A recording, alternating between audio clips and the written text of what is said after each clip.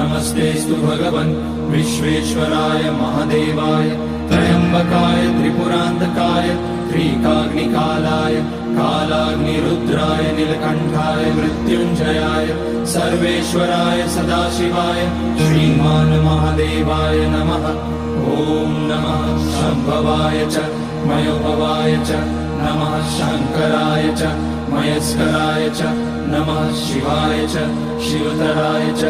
ॐ त्र्यम्बकं यजामहे सुगन्धिं पुष्टिवर्धनम् उर्वारुकमिव बन्धनान् मृत्योर्मुक्ष्यमामृतात्। नागेन्द्रहाराय त्रिलोचनाय भस्माङ्गराय